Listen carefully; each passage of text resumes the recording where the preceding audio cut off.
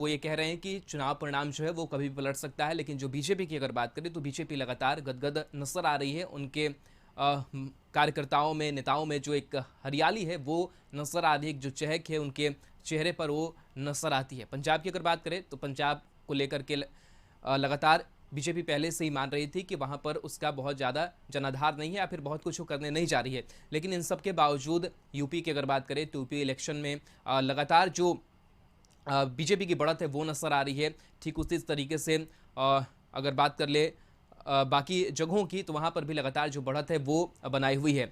तो 5 राज्यों के जो चुनावी परिणाम है वो लगातार उसके जो रुझान है वो सामने आ रहे हैं। और ऐसे में बीजेपी की बढ़त ने एक तरफ बीजेपी खेमे में खुशी का माहौल पैदा किया है, तो दूसरी तरफ जो विपक्षी हैं वो कह रहे हैं कि चुनावी जो माहौल है वो कभी भी पलट सकता है।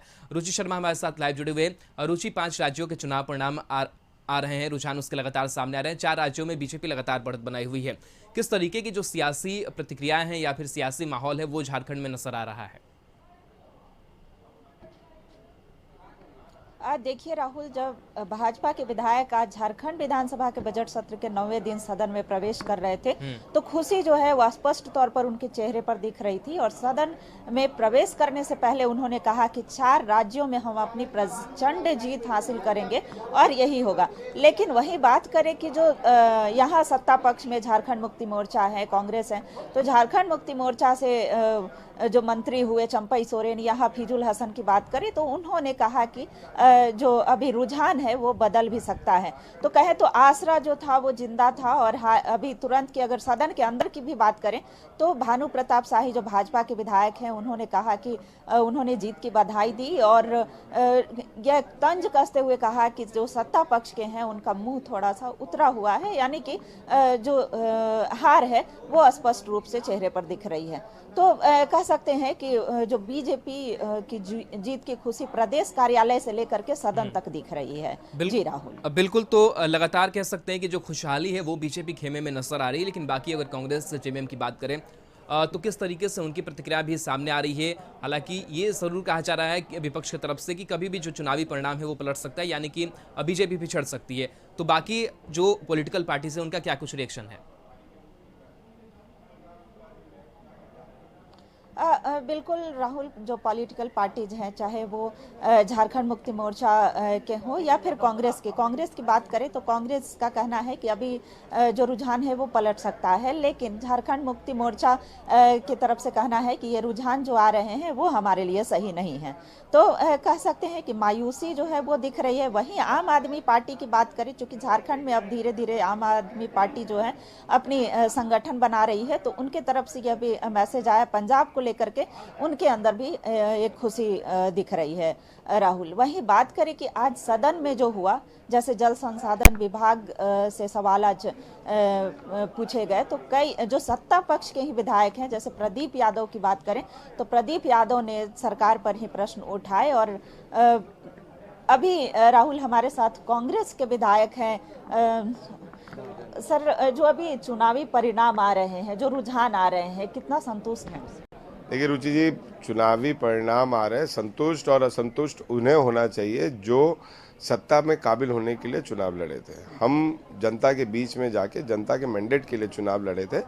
जिस तरीके से बीजेपी का रुझान में आप देख रहे हैं कि उन्हें कम से कम नहीं भी नहीं तो मैं समझता हूं कि आने वाले समय में जब काउंटिंग आपकी खत्म होगी तो 70 से 80 सीट का यूपी में नुकसान हो रहा है। तो ये एमवाई फैक्टर जो बीजेपी के लोग बोल रहे हैं, मोदी और योगी की जो नाम के फैक्टर है, इसमें बहुत बड़ा हार है इनके नाम पर। क्योंकि 322 से आप 220 230 पर आ जाएंगे तो करीबन आपको 100 सीट का नुकसान हो रहा है। मैं समझता हूं कि जनता ने कहीं ना कहीं उन्हें बहुत हद तक अस्वीकार किया है। आने वाले समय में जब मतगणना पूरी हो जाएगी तब देखेंगे। मैं नहीं समझता हूं कि गोवा में अभी भी बीजेपी सरकार बनाने जा रही है। अभी गोवा का रिजल्ट आना बाकी है। निश्चित तौर पर उत्तराखंड और उत्तर प्रदेश में कहीं ना कहीं उन लोग सरकार बनाते हुए नजर आ रहे हैं। पंजाब में कांग्रेस पहले भी हारी थी, उसके बाद बीजेपी आई, बीजेपी के बाद फिर कांग्रेस आई। कांग्रेस ने अपने अंतिम पड़ाव वाले नेताओं को एक स्थान सम्मान देते हुए नए लोगों को उभारने की कोशिश की, जिसमें कांग्रेस फेल हुई। लेकिन ये कांग्रेस के वोटर्स या फिर जो जनता ने कांग्रेस को चुना था वो जनता बीजेपी के साथ जाते हुए नहीं दिखाई दी। उन्होंने एक नया प्रयोग किया है, आम आदमी पार्टी का प्रयोग किया है। अगर वो काम करेंगे तो ठीक है, नहीं तो कांग्रेस को फिर से चुनेंगे जनता।